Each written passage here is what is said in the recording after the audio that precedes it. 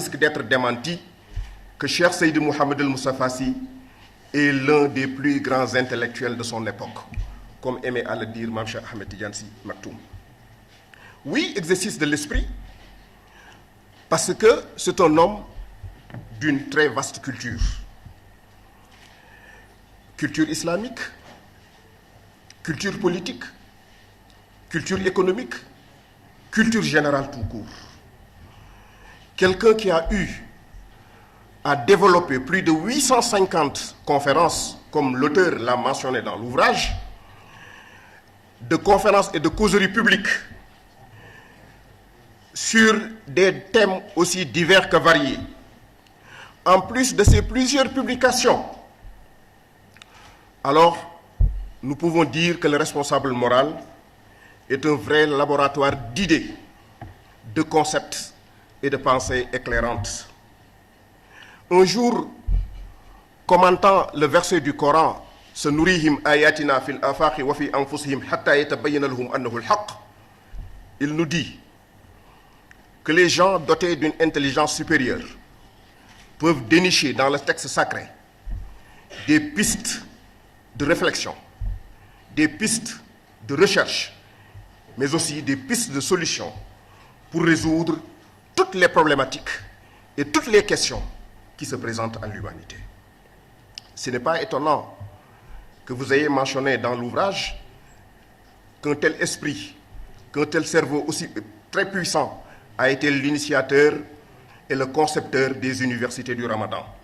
Cette véritable agora des temps modernes où intellectuels, experts, spécialistes de toute sensibilité philosophique, doctrinale et confessionnelle se retrouvent pour des échanges intellectuels fructueux, féconds et puissants. Et les témoignages ne manquent pas. Je vais en citer deux éminents intellectuels qui témoignent de la densité intellectuelle et de la culture, de la profondeur de la pensée de Cheikh Seydi Mouhamed El-Moustapha Sy. Le premier, qui est ami de notre ami et frère Serigne Ndiaye, c'est le professeur Sémou Pathé Gueye, éminent philosophe qui avait l'habitude de dire, en parlant des universités du Ramadan, que c'est le quotient individuel du leader, que Serigne Moustapha Sy a réussi ce qu'aucun de ses prédécesseurs n'a réussi sur le champ culturel. L'autre, non moins philosophe et éminente sommité de la culture et de l'intelligentsia, c'est le professeur Souleymane Bachir, qui disait à qui voulait l'entendre que Serigne Moustapha Sy a réussi, avec les universités du Ramadan, à établir un pont culturel et intellectuel entre l'université et l'école occidentale et les daara. Alors, cela avait tout son sens, surtout que c'était dans une époque où la thèse du choc commençait à gagner du terrain. Alors que Serigne Cheikh Ahmed Tidiane Sy avait dit et averti que dafa am ñuy xeexale xam-xam yi ak ñoo xam ne dañuy xeetale xam-xam yi, et Serigne Moustapha Sy ci deuxième catégorie boobu la bokk, mooy ñi nga xam ne nii dañ doon xeetale xam-xam yi. C'est pourquoi son retentissement intellectuel dépasse les frontières du Sénégal. Combien de conférences internationales à Bagdad, à Tripoli, à Alger, au Maroc, il a participé, y compris le forum sur les religions auquel il a participé en Allemagne avec de sommités du monde des religions comme le Dalai Lama. Ça montre l'ouverture d'esprit, ça montre la densité intellectuelle, ça montre la fécondité de la pensée du guide de Cheikh Seydi Mouhamed El-Moustapha Sy. Mais un intellectuel aussi, ce n'est pas que la production des idées, mais c'est un engagement dans la sphère publique.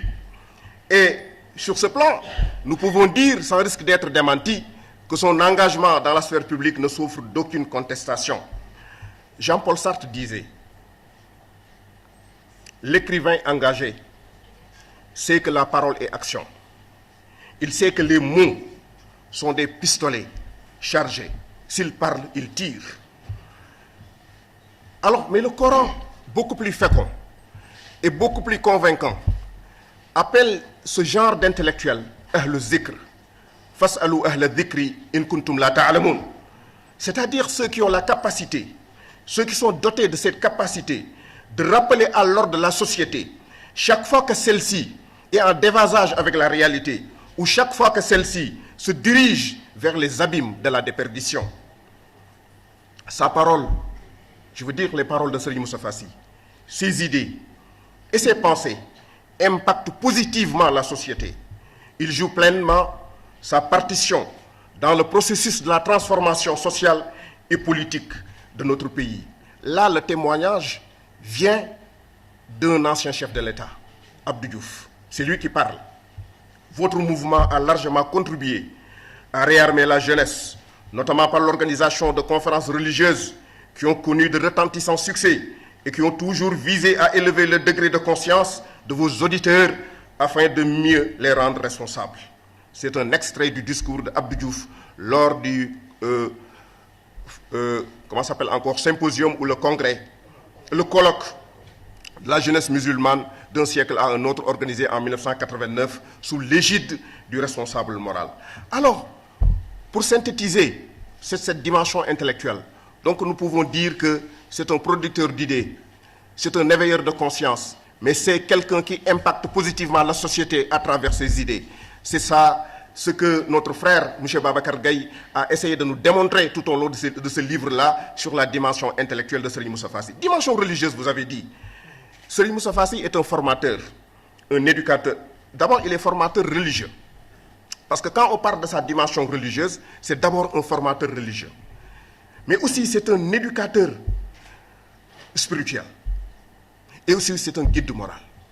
3 casquettes pour sa dimension religieuse. Il est formateur, il est guide, il est éducateur. Parce que dans le jargon des soufis, on parle de 3 dimensions. Je ne parle pas de marabout, je parle d'homme de Dieu. Parce que Serigne Cheikh Ahmed Tidiane Sy disait qu'au Sénégal, il y a 3 sortes de marabouts. Il y a le marabout traditionnel, il y a le charlatan, mais il y a l'homme de Dieu. Serigne Moustapha ne se réclame ni de cette chefferie traditionnelle, ni encore moins du charlatanisme. C'est un guide spirituel, un homme de Dieu. Parce que dans le jargon des soufis, il parle de 3 cheikhs. Cheikh Ta'lim, c'est le formateur, celui qui donne la connaissance, celui qui éveille, celui qui transmet, donc, les connaissances. Mais à part, il y a aussi le Cheikh Tazkiya. Le Cheikh Tazkiya, c'est le guide moral. Celui qui aide le disciple à se débarrasser de ses turpitudes, à s'élever. Mais il y a l'éducateur spirituel. Ça, c'est le Cheikh Tarqiya. Le Cheikh Tarqiya, c'est lui qui permet aux disciples de réaliser son ascèse spirituelle. Mais en tant que formateur, je reviens sur le formateur religieux. Un grand formateur religieux. Pourquoi? Parce que sa compréhension du texte sacré dépasse de très loin la compréhension de beaucoup de ceux qu'on présente comme religieux. Sa compréhension du Coran, par exemple. Et ça, c'est exceptionnel. Comment Serigne Moustapha Sy maîtrise le Coran, maîtrise le texte sacré, le texte fondateur de l'islam. Ça, c'est fascinant. Il est dit que le Coran comprend 4 sens. L'expression, l'allusion et les sens subtils. Et les réalités spirituelles. C'est-à-dire que le Coran a une apparence extérieure et une profondeur cachée. Un sens exotérique et un sens ésotérique. Et pour pouvoir naviguer entre ces vagues tumultueuses, il faut être doté d'une vaste culture, mais aussi d'une forte densité spirituelle. C'est pourquoi, quand les esprits mal nourris, à la limite rachitique, se mettent à critiquer un tel guide, ça me rappelle les propos d'un poète arabe. وَإِذَا أَتَتْكَ مَزَمَّتِي مِنْ نَاقِصٍ فَهِيَ شَهَادَةُ لِي أَنِّي كَامِلُ. Oui, formateur religieux, mais aussi guide spirituel, c'est-à-dire Cheikh Tazkiya. Cheikh Tazkiya, c'est lui qui permet, avec sa détermination, avec son expérience, à purifier le cœur, à dresser et dompter le nafs ou les passions et à alimenter et connecter l'âme. Ça, c'est pas donné à tout le monde. Mais aussi, éducateur spirituel. Éducateur spirituel, c'est-à-dire Cheikh Tarqiya, c'est-à-dire qui encadre et aide les disciples à réaliser leur ascèse et leur élévation spirituelle. Un jour, il nous disait, en parlant de Kalimatu Iman, et ça résume toute l'action qu'un guide spirituel peut faire au bénéfice de ses disciples. Il disait que Kalimatu Iman, qui veut dire foi en arabe, est composé de 5 lettres. Il dit que le alif, c'est le idrakun aqli, aider l'individu à avoir une perception, une prise de conscience. Parce que sans prise de conscience, la prise de conscience c'est le point de départ. Sans prise de conscience, l'individu ne peut rien réaliser. Après, il dit yaqin. Yaqin, c'est la certitude.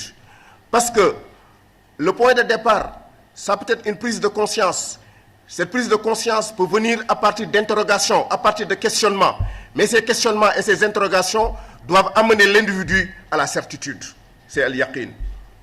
Après le yaqin, il dit mujahada jismiya.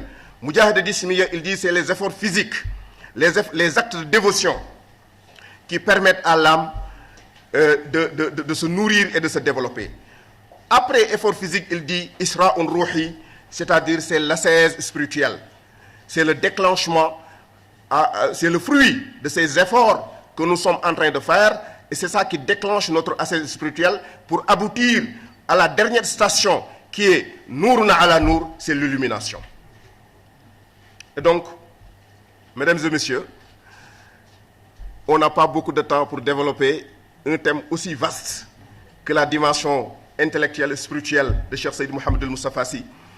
Mais M. Babacar a réussi dans ce livre-là à nous expliquer comment Serigne Moustapha a réussi à former des hommes, des femmes, à leur inculquer des valeurs cardinales, à former des gens que rien ne saurait détourner de l'essentiel. C'est-à-dire que Serigne Cheikh disait que ce qu'il nous faut, ce n'est pas d'accabler les gens avec des sermons. Ce qu'il nous faut, c'est de former des âmes, des esprits que rien ne peut corrompre. C'est ce que Serigne Moustapha Sy a réussi à travers le Daïratul Moustarchidine wal Moustarchidat. Il est revenu largement sur la création du mouvement, sur l'Odyssée, les péripéties qu'il a rencontrées en créant le mouvement et les résultats incontestables qu'il a eus à travers ce mouvement Al-Moustarchidine wal Moustarchidat. Mais dans le domaine intellectuel, on peut parler de l'Institut Al-Irshad, qui est le couronnement de beaucoup d'efforts, le couronnement des universités du Ramadan, qui est aujourd'hui un cadre pour l'éducation formelle, où nous formons des filles et des garçons, aussi bien en français, en arabe, en anglais et dans d'autres disciplines. Donc, voilà l'homme que notre cher frère a essayé de présenter à travers cet ouvrage-là. Et je pense que cette dimension religieuse de Cheikh Seyd Mohamed El Moustapha Sy, à travers le Daïratul Moustarchidine wal Moustarchidat, qui est un cadre. Parce que pour éduquer, il faut avoir un cadre. Un cadre.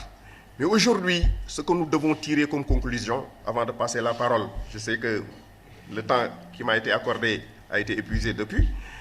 Alors, pour passer la parole à notre ami Cheikh Ahmed Tijani Youm, qui va nous présenter donc la dimension politique, je dis tout simplement que si on écrit un livre sur Cheikh Seyd Mohamed El Moustapha Sy, avec ce qu'il a réalisé, dans ce contexte du Sénégal, ça veut dire que les Sénégalais doivent encore savoir à qui ils ont affaire, à un homme multidimensionnel exceptionnel.